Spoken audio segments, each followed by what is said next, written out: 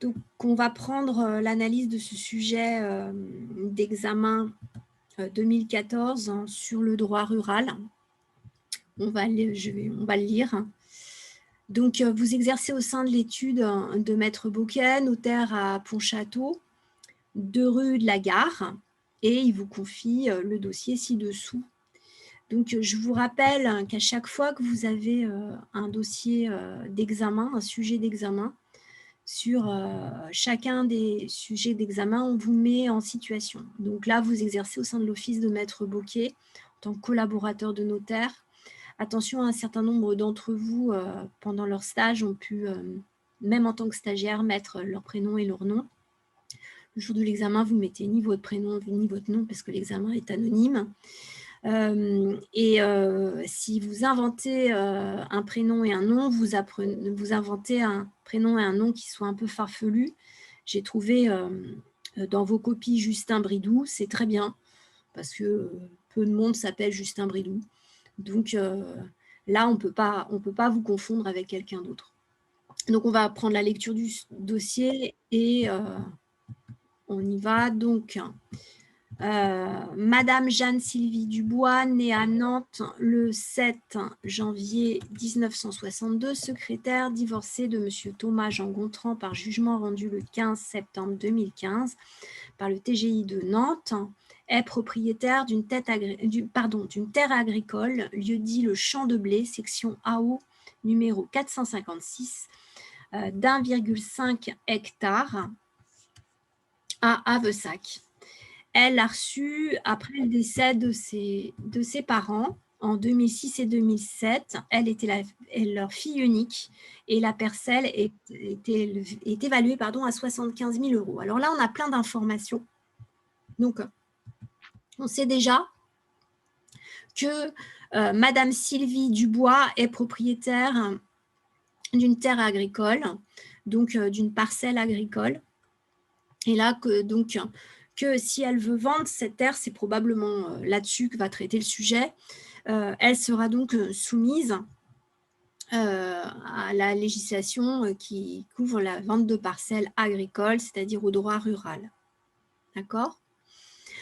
Ensuite, on continue à lire ce sujet. Donc, elle est divorcée. Donc, quand on va devoir qualifier les parties, il va bien falloir repérer qu'elle est divorcée. Mais on vous donne une autre information. On va regarder d'où provient le bien. Donc, ses parents sont décédés en 2006-2007 et donc la parcelle provient de la succession de ses parents. Elle était fille unique. Et là, donc, je vous mets comme d'habitude dans la marge des informations importantes. Donc, le jour de l'examen, je vous rappelle que quand vous lisez votre sujet, dans la marge ou sur votre brouillon, il faut noter un certain nombre d'informations qui vous paraissent importantes. Donc là, il faut bien analyser d'où provient le bien et s'il n'y a pas de droit de retour. Donc là, c'est le cas des donations. Ici, on est dans le cas d'une succession, donc il n'y a pas de droit de retour. Donc, on est dans le cas d'une attestation de propriété en termes de titre de propriété que vous allez donc demander à cette dame, à Sylvie Dubois.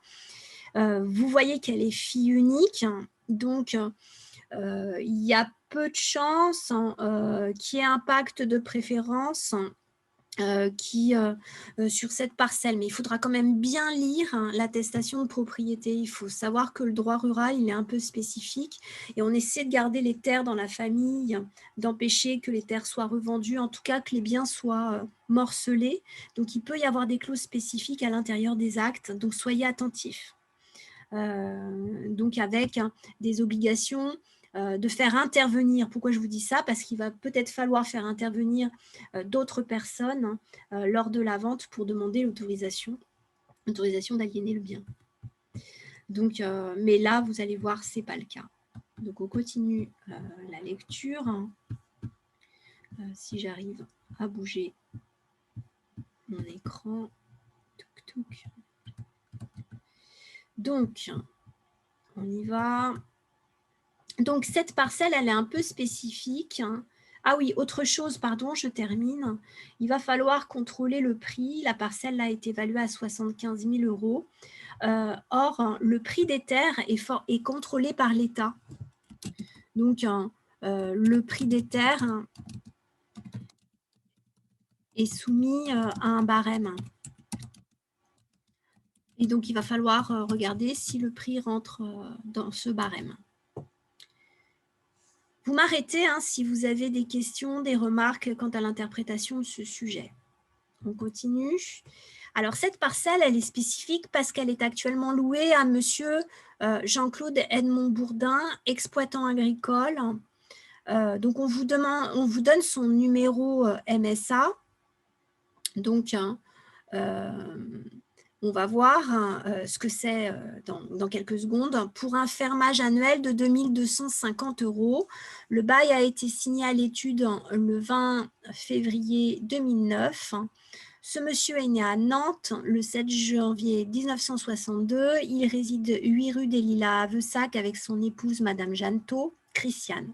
Ils se sont mariés à Pornic en 84 sous le régime de la séparation de biens suivant contrat de mariage reçu par Maître Barrier, prédécesseur de Maître Bouquet, le 2 mars 1984. Alors là, on s'aperçoit en fait qu'on a un bail rural qui a été signé entre un bailleur, Madame Dubois, la propriétaire de la parcelle, et un preneur, Monsieur Bourdin. D'accord?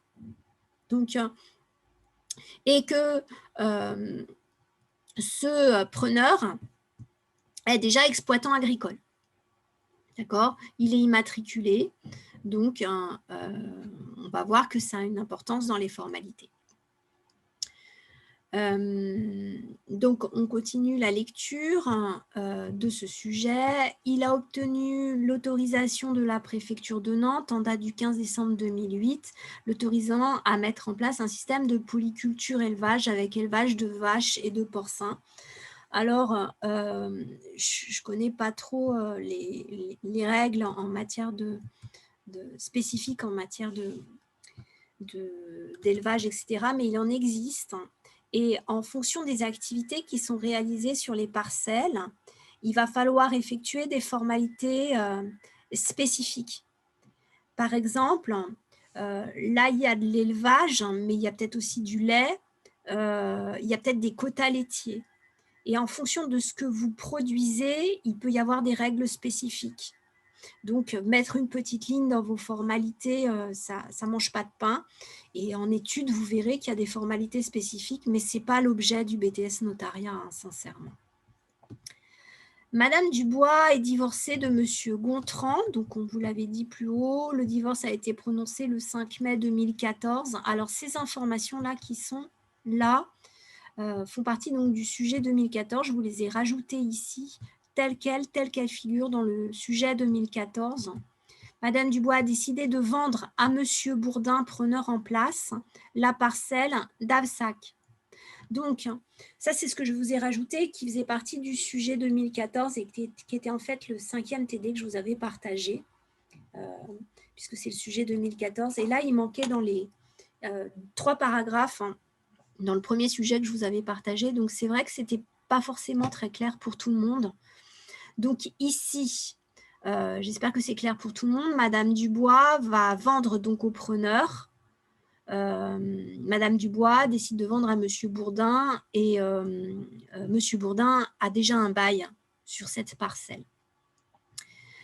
Il y a une autre information qui est importante et qui suit, c'est que celui-ci, c'est-à-dire Monsieur Dubois, exploite sur la commune 2 autres parcelles, respectivement de 12 hectares et de 8 hectares, reçues en donation de ses parents, eux-mêmes agriculteurs, et il cultive des céréales.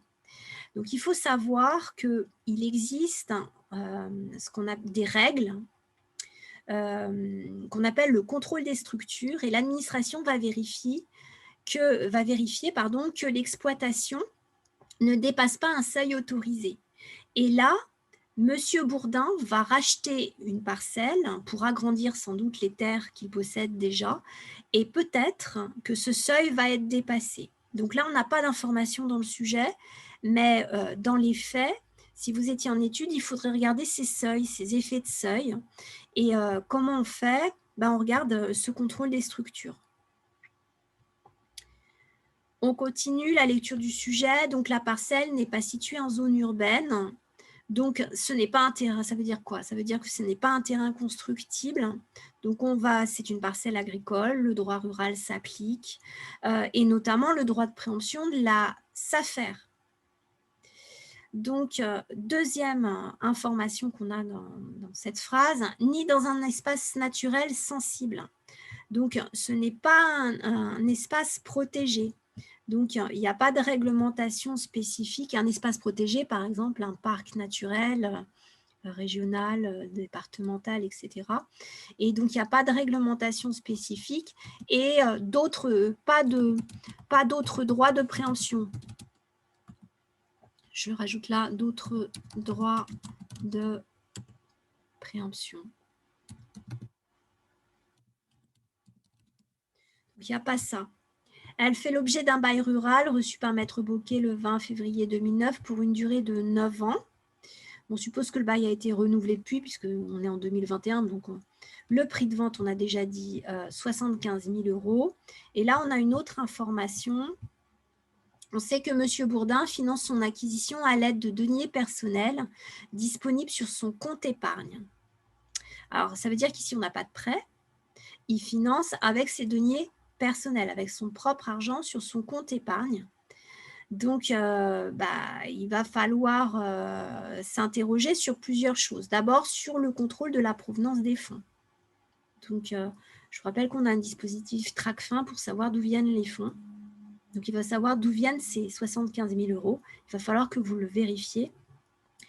Et puis, peut-être qu'il va falloir insérer une clause d'emploi ou de remploi des fonds en fonction du régime matrimonial. Alors, il est marié avec Christiane sous un régime séparatiste, je crois, mais bien regarder que cette acquisition, sous quelle forme il va faire cette acquisition et s'il n'y a pas besoin d'insérer une clause d'emploi ou de remploi des fonds. J'espère avoir été claire dans l'analyse de ce sujet. Je vais répondre à vos questions.